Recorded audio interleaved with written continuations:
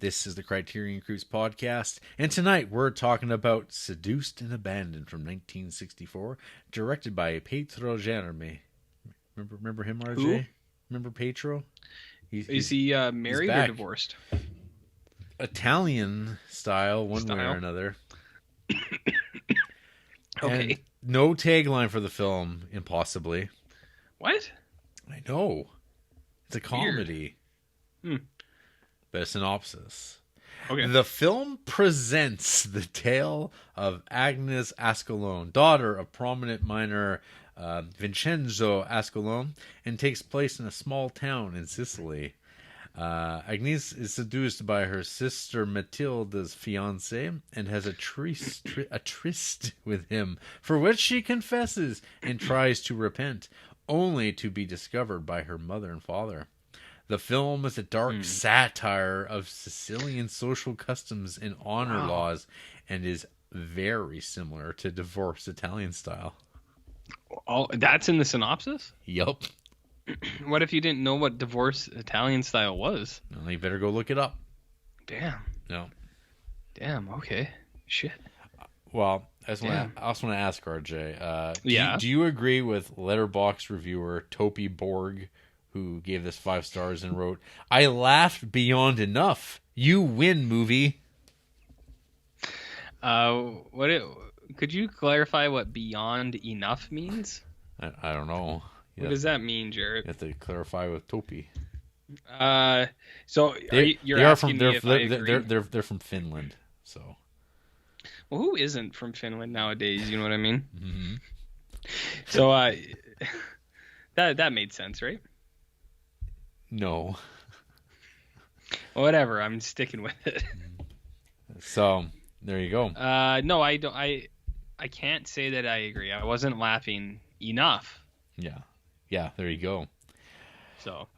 So the thing that has always put this movie on my radar, which I've never seen before, is the really nice Mike Allred DVD cover for this.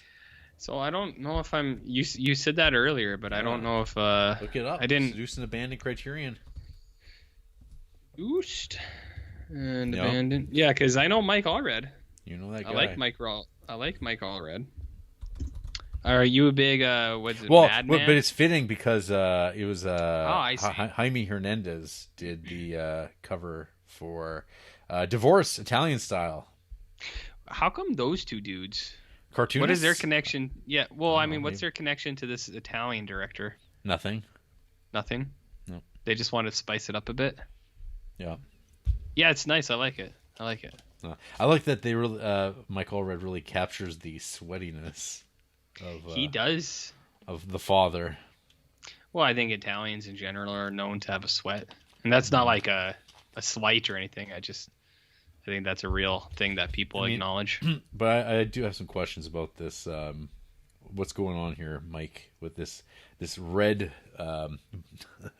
bullseye emanating from the mind of the father, and he's got the I guess our protagonists, his daughter and her lover.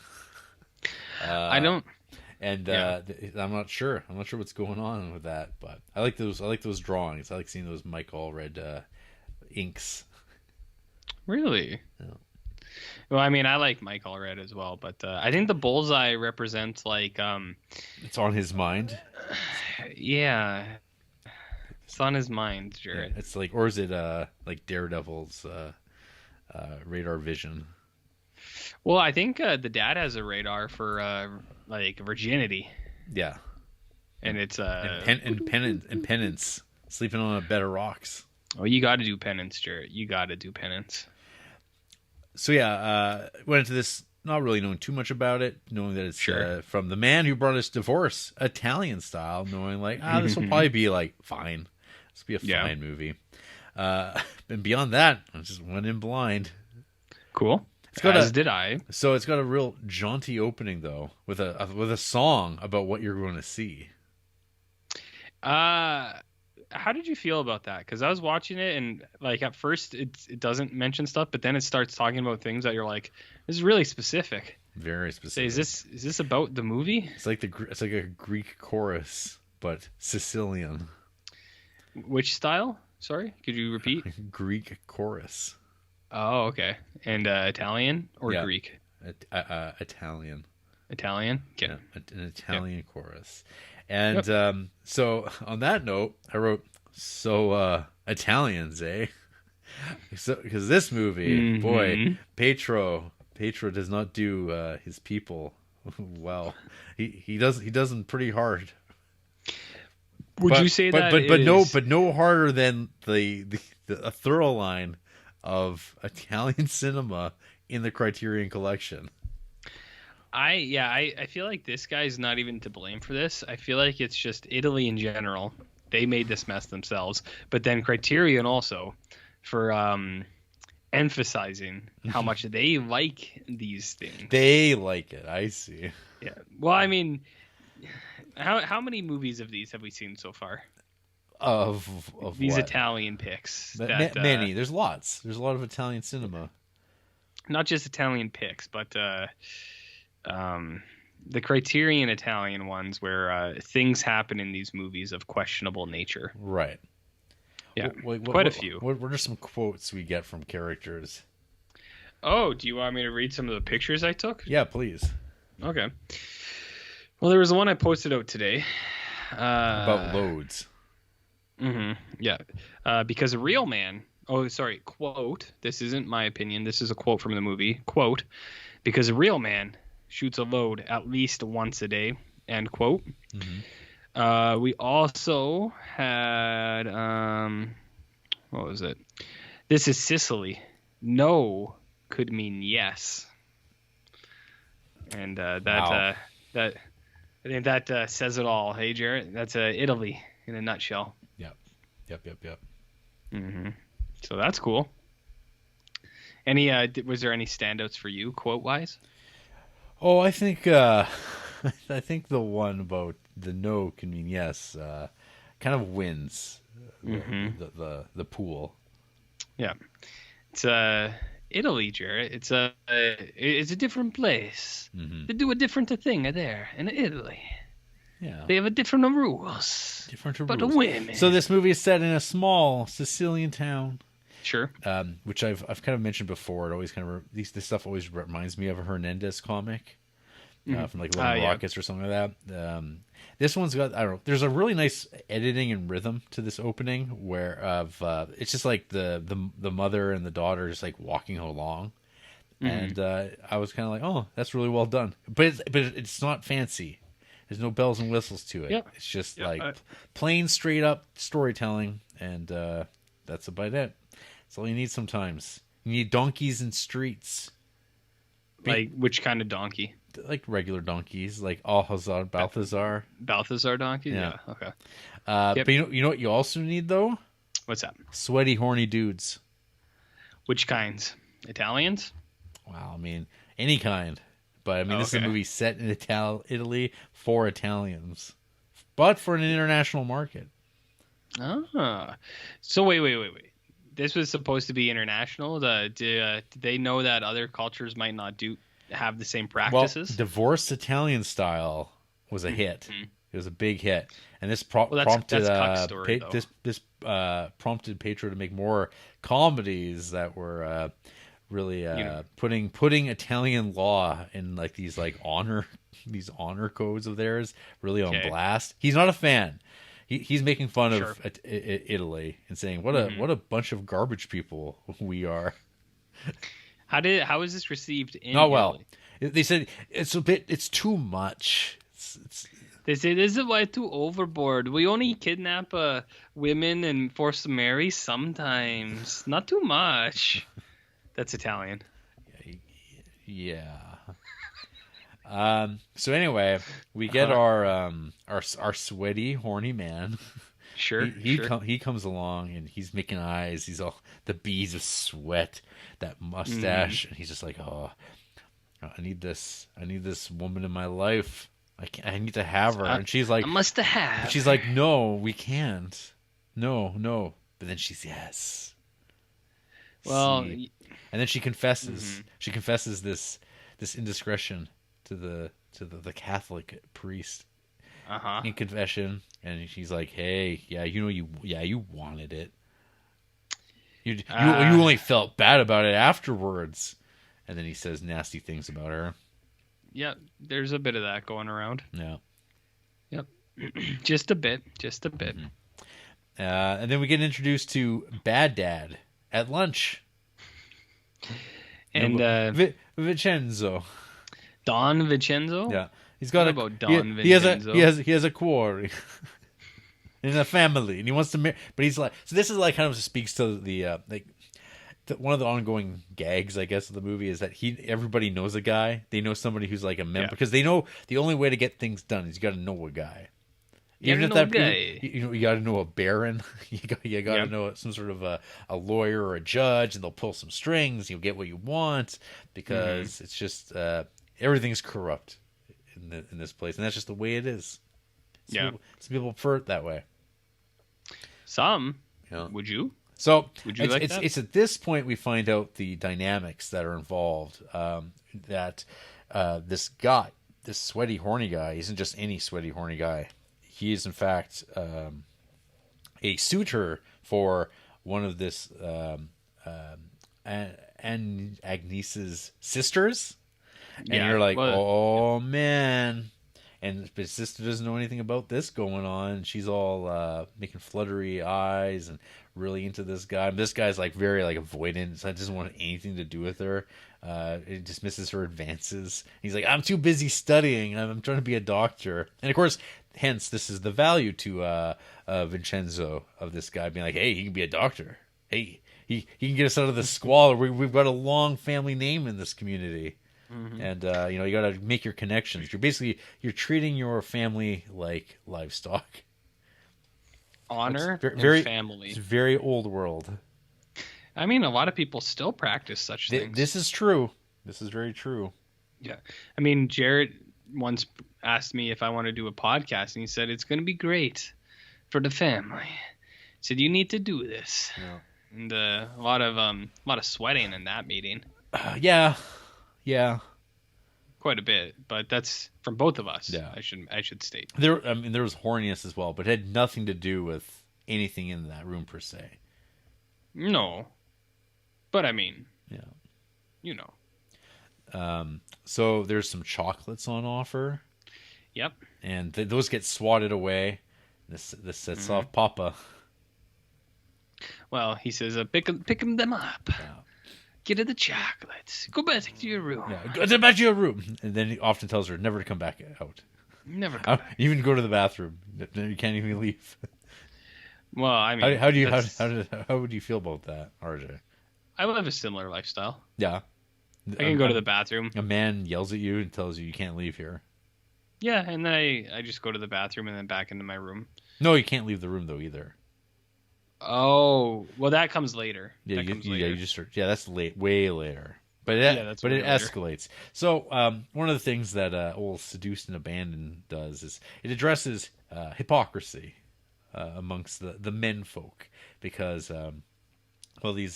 everyone's going off to the hotel and there's like kind of like it's like a shindig and all the old Italian men, they're holding court, they're having a chat, and then bodacious babes come along and they're like, oh, let me buy you a drink.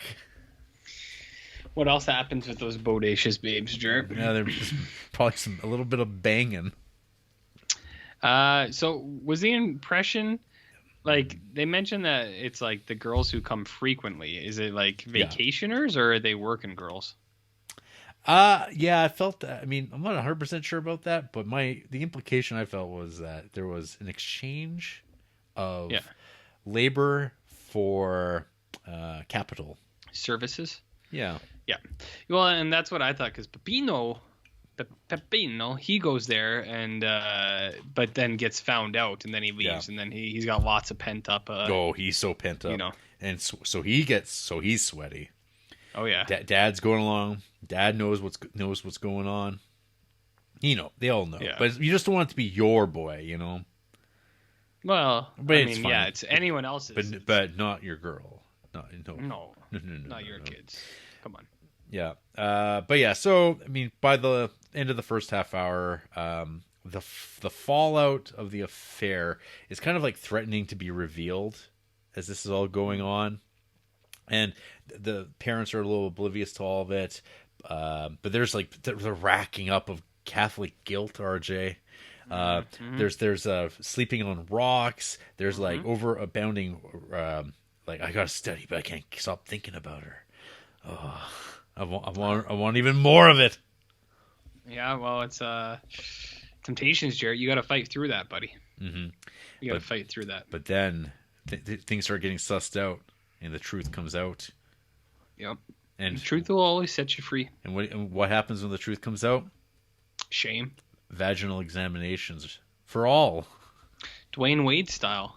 You know NBA professional Dwayne Wade, Jarrett? Nope. He got in some trouble. He was taking his daughter to the doctor for examinations. People were a little grumpy about that. Right. Yeah. Yeah. It's Dwayne Wade, Jarrett. Just so you know, he won a championship with the Miami Heat. Just so you know. Old world stuff. Yeah. Well, he would have fit in well in Italy, I guess. Yeah. Same practice. Yeah.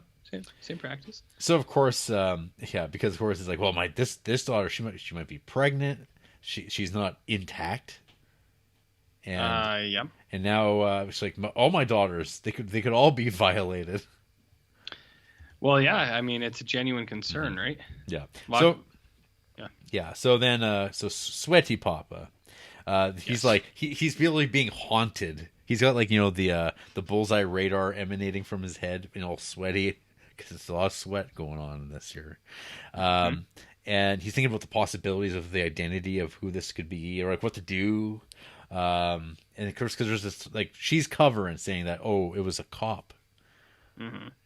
She's trying to like throw off because this will obviously create some a situation beyond the situation that they've already got, that if the true identity of the perpetrator was to be known, that this would be no good. It'd be very, very bad. I agree. So of course, coerced marriage is the solution. Yeah. That's one way to look at it, hey? That's right. But of course, but this is like multi-level marketing stuff going on. You got to like cover all your bases for the perception in the community that everything's on the up and up in the land of gossip, where everyone fucking knows everything. You got to be really focused on like, oh no, we got to cover, dot our I's, cross our T's. Well, honor and family, Jarrett. That's all that matters, right? Yeah, that's right. Honor and family. R.I.P. Well, not yet. Not for us yet. Yeah. So we get one of the highlights of the film, the suicidal Baron. Oh, I thought that was probably the best part as well. Like the introduction of this character, and he's just doing it, and you're like, yeah, I like this guy. He looks like you watched Parks and Rec, right? Yeah. Do you know Councilman Jam? Not really. I'll find him for you, but he looks just like this guy. I love his lack of tooth. Oh, I agree. Is this Danger Aaron? Danger Aaron? No. John Glaser is the guy I'm thinking of. Oh, you mean delocated John? Yes. Oh, doesn't he look like the Baron? Now that you say it, yeah, sure. Why not? If you look up a picture of him later and you'll see and you'll go, yeah. No, now that you've said it, yeah, there you go. Yeah, he's in Parks and Rec. He's Councilman Jam. So that's where I know him from. But Jam, John Glaser. Yeah. Delocated, hey? Delocated. I've made you watch that, haven't I? No, you've mentioned it before, but I don't think it's available on anything. Yeah. I'll check my source here, but you continue. Yeah, that is some fine television. The first season is really, really great. It looks like there was 30 episodes, so 3 seasons maybe? Yep, there's exactly 3 seasons. What's annoying is the first 2 seasons were on a DVD set, and then the third season just never happened last I looked. Not available on streaming services. Fuckers. Well. Oh, it's on one. The one that neither of us have. Yay. Terrific. Mm-hmm. Anyways, so yeah, so the Baron, he's awesome. the Baron. So he's gonna be like, hey, everything is going to shit for you, but hey, dude, I got a sweet deal for you. You can marry my daughter. Mm-hmm. And of course he's like, well, out. cool, that sounds great, man. If I got no money, man. He sounds like that. He's Italian, and he can get his tooth fixed. Mm-hmm. It's gonna be great. Yeah. Well, he says, I'll send you to the dentist. You to the Baron. You marry my daughter. Yeah. You bring a great honor. But yeah, so to me, Italy just seems like one big cliche of a country based on the cinema of these films. Based on this cinema. Yeah. And a listener of the podcast who has mentioned before, they've been on the podcast, said that when their wife went to Italy, they didn't feel safe at all. Not even a little. Yeah. At any time. Yeah. Because of the men. So cliches. Sometimes. Yeah. But anyways. Yeah. You were saying? Yeah. So hijinks ensue, and there's Mm-hmm. the legalese comes in, the town law enforcement about enforcing these things, and possibly also in case I needed to kill somebody, which of course because the son he gets tapped to maybe kill this guy who's interfered with his sister, but he just can't do it. He's afraid of going to jail. Yeah, he doesn't quite have the stomach for it. Yeah, and so that falls apart. Yes, the law comes about, and of course it's like the matter of explaining what really happened, who seduced who. Well, who do you think? Who do you think? Well, the Sicilian sweat hog.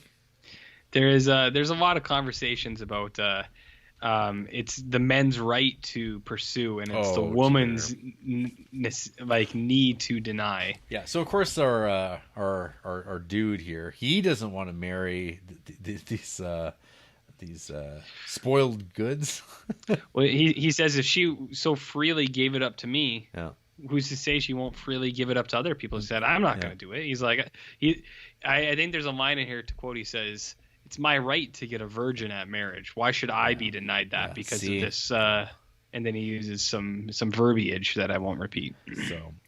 So RJ, if we were to apply some of your thinking in previous films, you would say that because the director is depicting this, he must support it. Well, if he makes 5 other movies that are all also... He's made 2. He's made 2. He's made 2. That's twice the movies you've made. So I mean, that is twice. It tells you exactly. See, here's the difference, though, Jarrett. Whereas for the Romer picks, these ones are very clearly skewering satires. Ooh. Were the Romer picks skewering or satires in any way, or were they just fantasy? They were not fantasy. Well, they were somebody's fantasy. That was Ron Howard.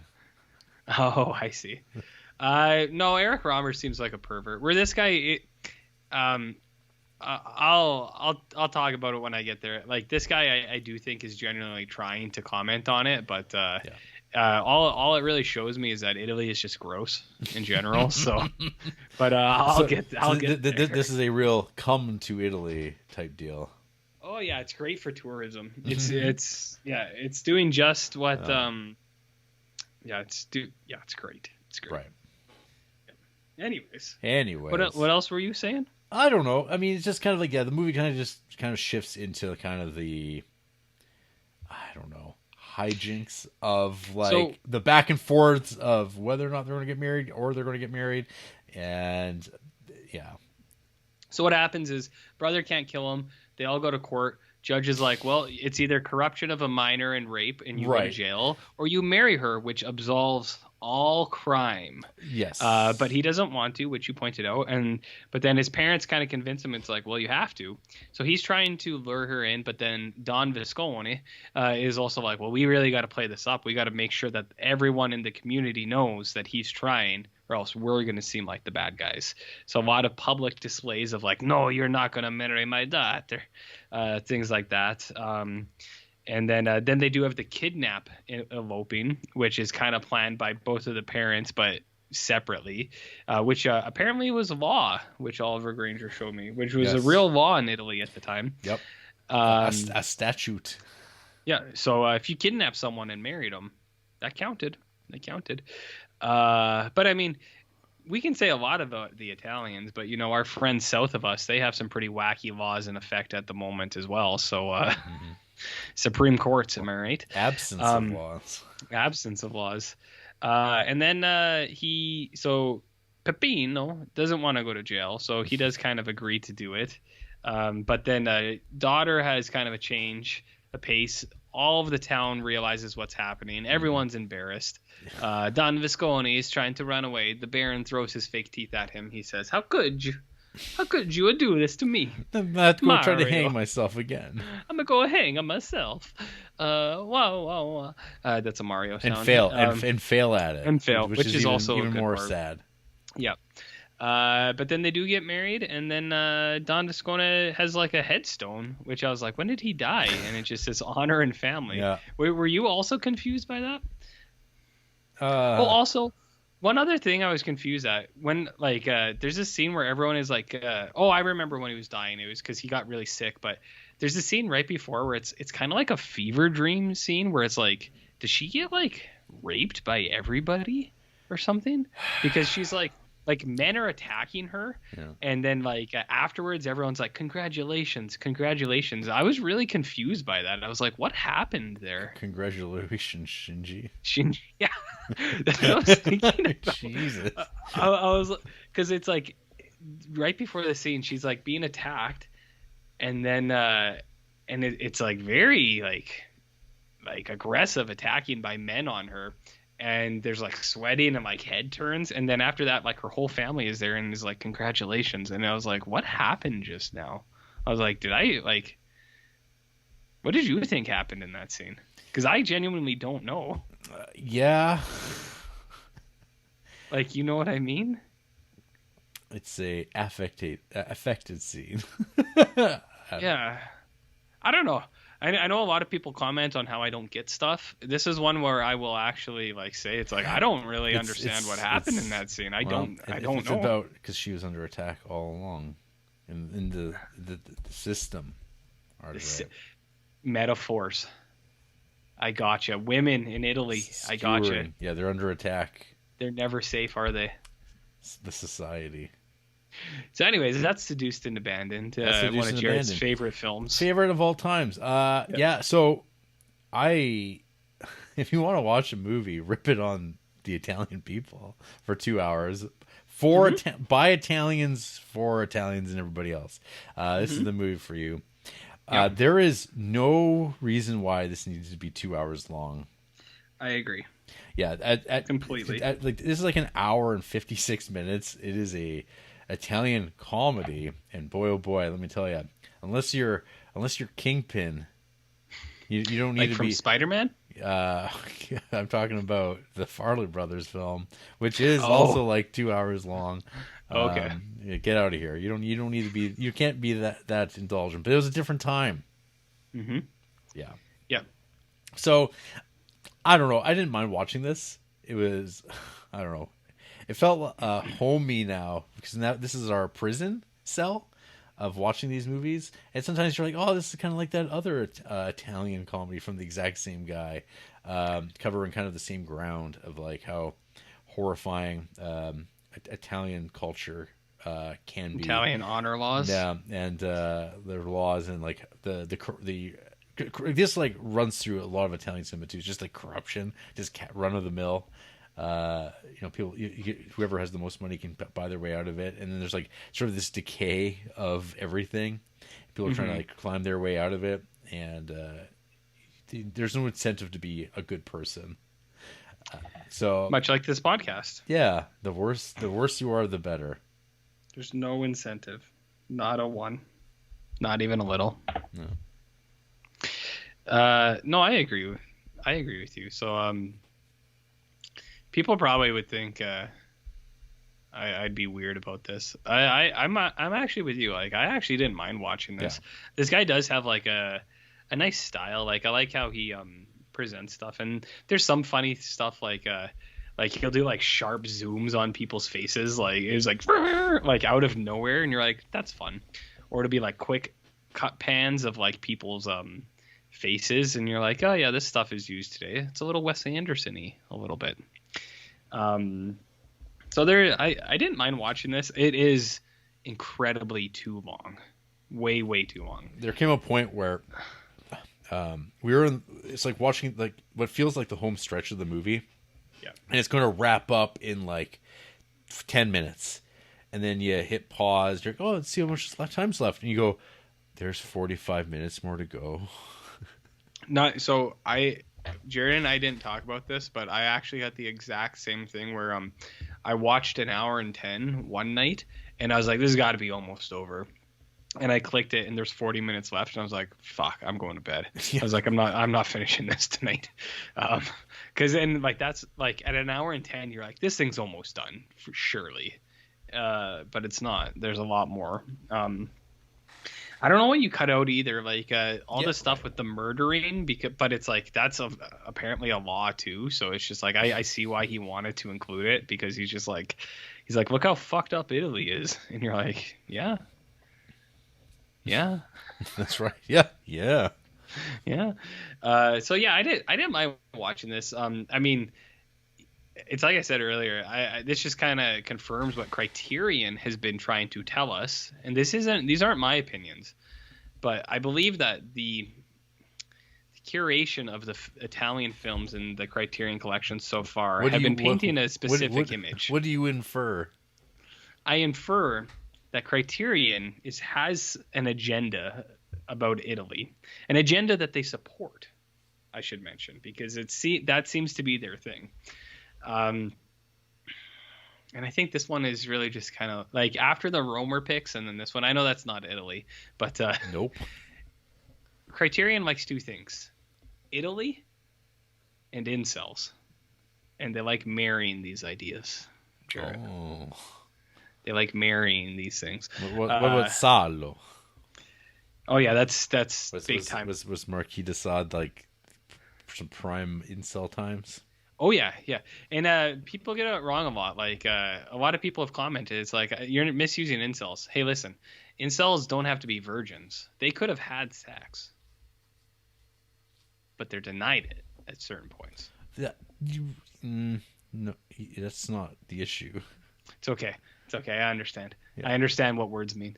No one's ever questioned that. So anyways, what was I saying? I don't know. Italy, it's like I said, Italy seems like a gross place. It's like, yeah, if you like this woman, just kidnap her and then you can marry her, and you're like, okay. And then it's like, if you misuse a minor and they get pregnant, just marry her, and then that absolves you of all crimes, and you go. But they have to agree to it. Yes, they do have to agree. They have to agree to it.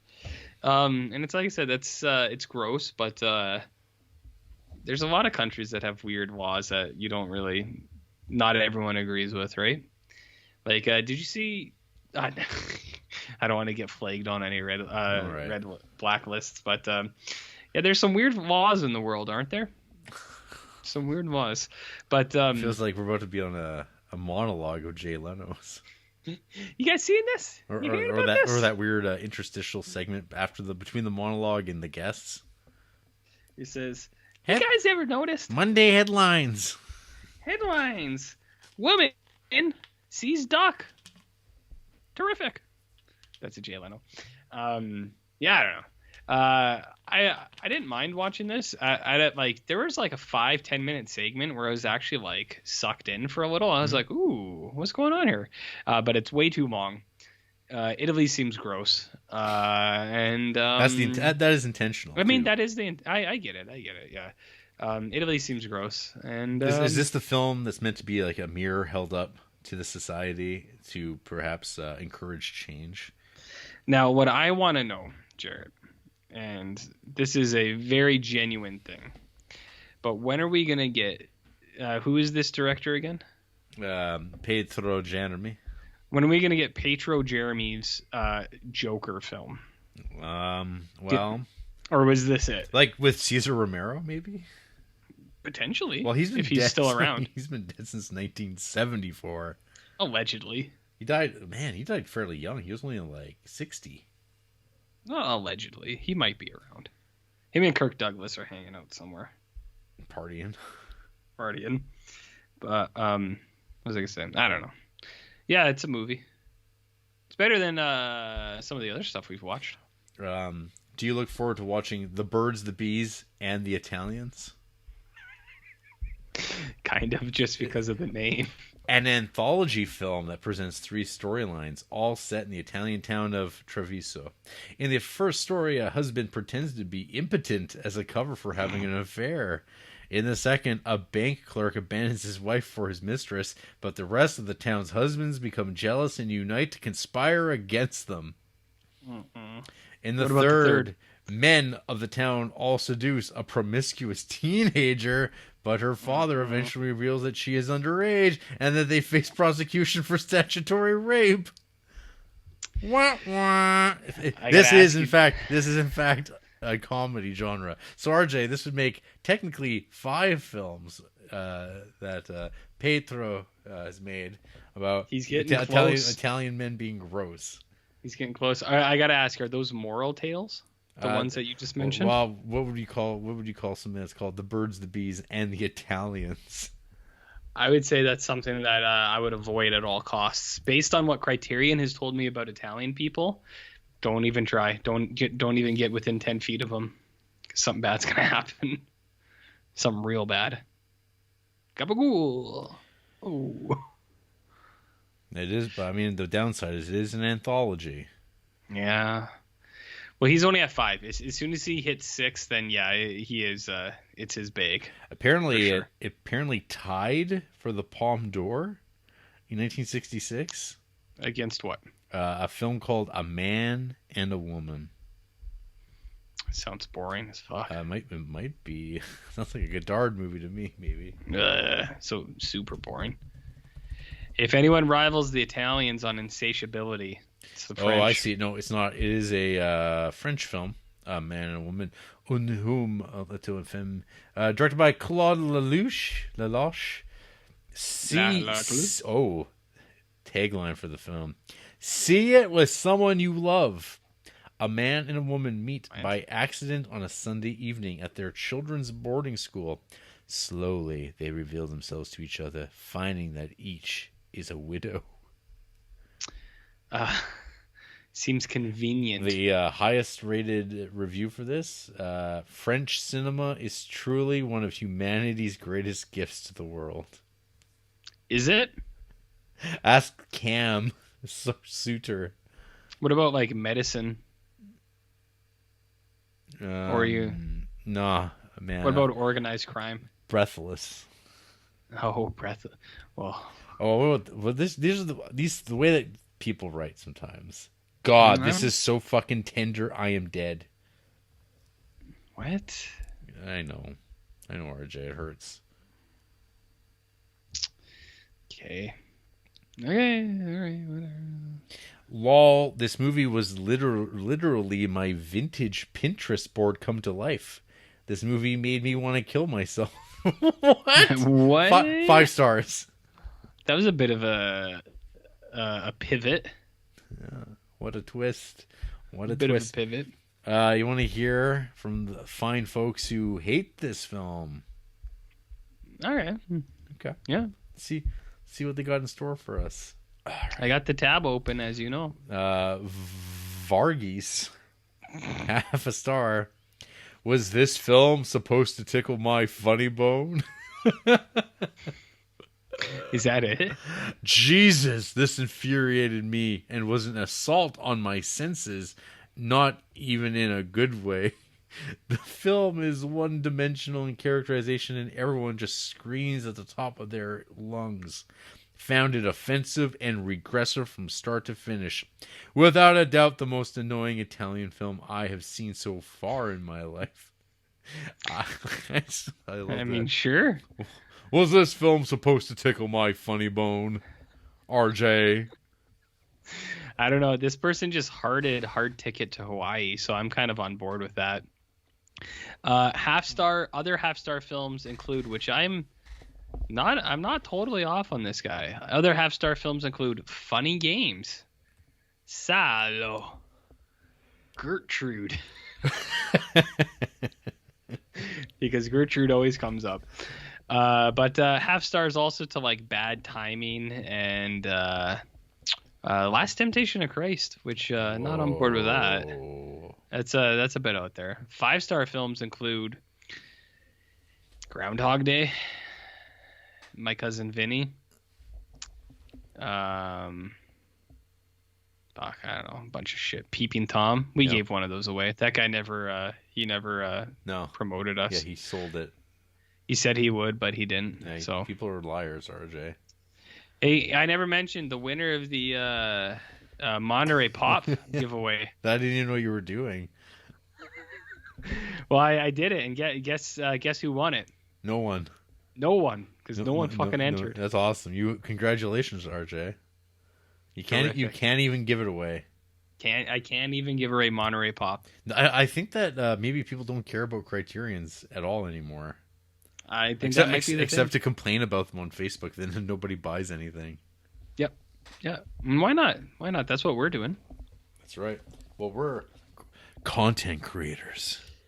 Yeah, that's like one thing you could describe us as, and there's like a law about content creators in Italy.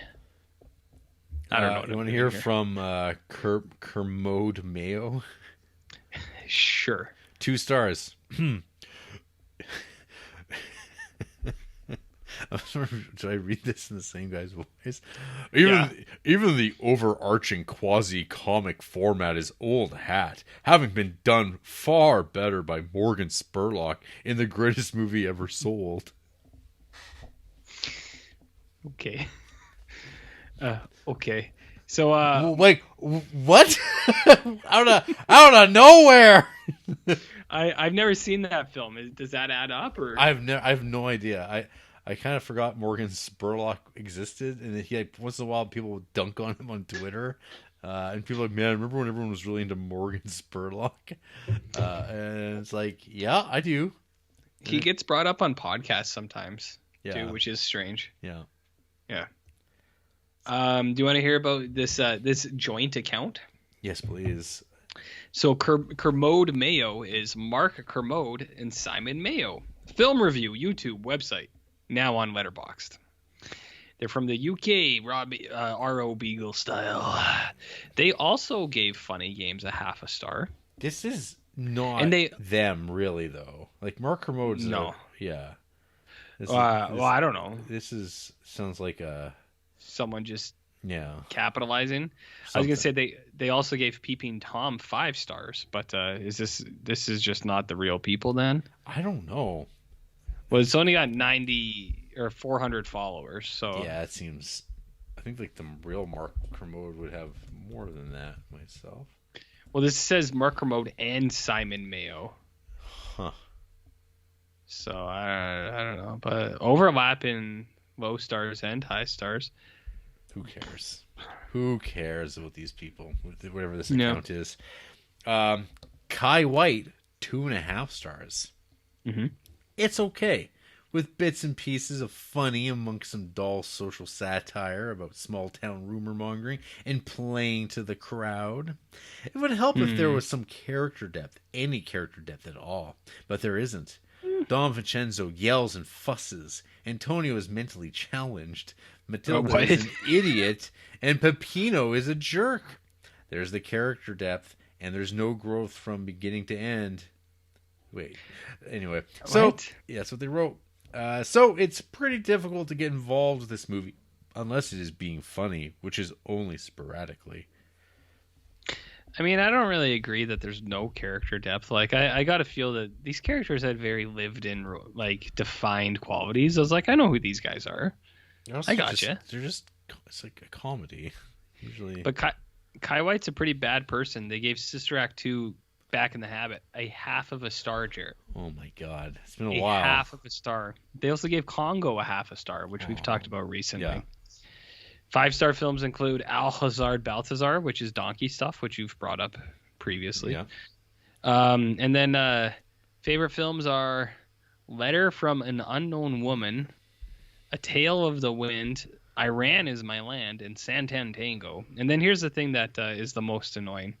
In their bio, the chance of me creeping through your profile for something interesting to watch isn't 100%, but it also isn't 0%. He's like, I don't care, dude. I don't care if you're looking at my profile. Nobody's looking at yours. Well, he's got 400 followers, so someone is, but shut up, Kai. Nobody likes you. One more here. Okay. Okay. So this is from Lauren Donis. Sure it is. A teenage girl is raped by her sister's fiance, but when her parents find out, they are only concerned with restoring their family's honor. This is a frustrating film, but in a good way. The young girl who is raped is the focus of the story, and yet is mostly pushed to the side in the background as other characters run around trying to blame her, shake off their responsibility, and correct her mistake. It is very easy to sympathize with her as she is completely victimized and seemingly going insane with trauma and guilt. The rest of the characters are easy to hate, especially the rapist guy who is so punchable. The editing and visuals are quite nice and keep a good energy to the film. Although it succeeds at showing the irritating double standards of the culture, I didn't quite get it. I found the humor strange and I wasn't really sure what it was trying to do. All right. More, you want to hear about Lauren Donis? Sure. Bio. Love exploring all types of cinema, but horror is my biggest passion.